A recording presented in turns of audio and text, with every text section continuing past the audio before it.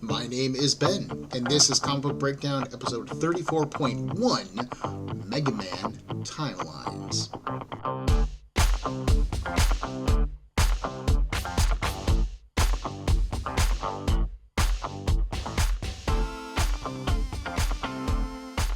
In Symphony City, an attack on a skyscraper leaves a pixelized Megaman head behind in the glass. This is clearly an invitation for the Blue Bomber. Seeing this at home with his girlfriend Roll and his dog Rush, Rock suits up to save the day.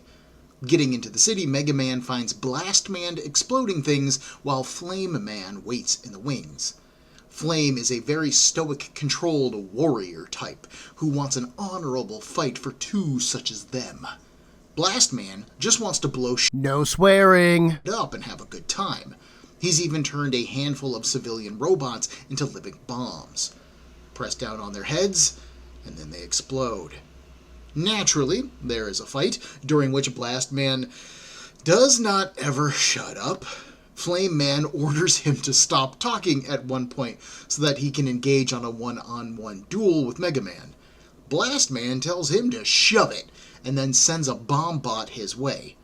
The explosion takes Flame out, allowing Blast to ramp things up. He manages to hurt Rush, Megaman's dog and partner, and he has finally had enough of this crap. Megaman ends up shooting at a series of bombs that Blast had over his head, seemingly killing him. In the quiet aftermath as he pets his dog, Megaman hears one of those bombed-up innocent robots nearby. It's turned over, its helmet head cracked open. Tears in his eyes, Megaman charges his blaster when Flame asks him to stop. That robot is innocent. Blast was his enemy. Flame was his enemy. He has no reason to listen to him, but please, spare that poor soul. Megaman does, and then he tries to free Flame Man, who is impaled on metal bars and pinned down by debris. Flame Man realizes that they were fools, thinking that they had to douse Megaman's light so that theirs could shine. "Why do you fight?" Megaman asks. "What dream do you protect?" And then he seems to die.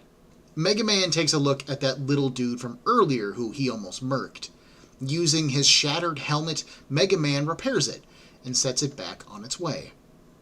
An explosion suddenly rocks the area, though, and Megaman turns. Blast Man isn't dead, and he is ready to go into second gear. But that is where the first chapter in this time-spanning saga ends. For me, this issue is a bit of a mixed bag. Megaman's dialogue is simple and uninspired. There was no style, no personality, no panache to him at all. All of the writing here went to Blast Man, who really never shuts up. If he is on the page, he is talking. And Flame Man, of course, who, like I said, is a philosophical warrior type. So he talks a lot, but at least there's a style to him. Much like myself, I think it's clear that author Tavis Maiden thinks that the bad guys in Mega Man are more interesting than Mega Man, but that also leaves our star really underserved in his own comic book celebrating his, 40 years of history?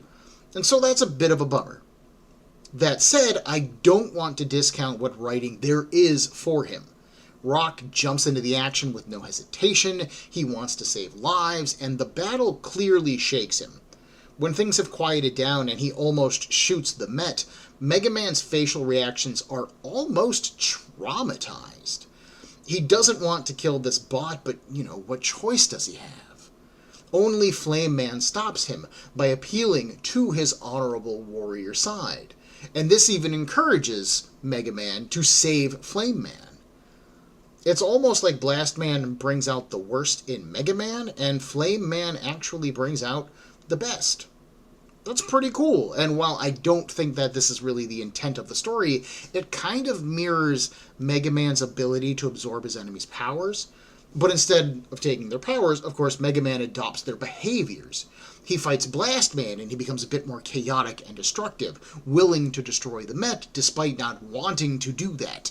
And then talking to Flame Man calms him down and makes him more compassionate. That's really cool. The artwork by Kenny Ruiz is fluid and action-packed. It works well, and I dug it. I love what he did on the cover, adding small squares to the shading highlights on Megaman. This adds a nice pixel-esque dimension to what should be the 16-bit Megaman, which is a cute nod to his origin line of games. I really thought that worked well. This is a fitting tribute for a series celebrating all of Mega Man's history, as far as I'm concerned. While I do think that this is an uneven comic overall, I do think that it's a really good start. I think there's some good insight into the characters and world. It looks really pretty. Honestly, this works for me pretty strong. Next time, we move X years into the future for Mega Man X Timelines. If you enjoyed this episode of Breakdown, please make sure to hit that like button, and if you are not subscribed to the show, then click on that as well. I love getting feedback, and I would really appreciate it if you did so. If you have any questions, concerns, or would like to suggest a comic or a series to me, Breakdown can be found on Facebook, Instagram, and on a variety of podcast platforms, with links in the description for this episode below, as well as the email cbbreakdown@gmail.com.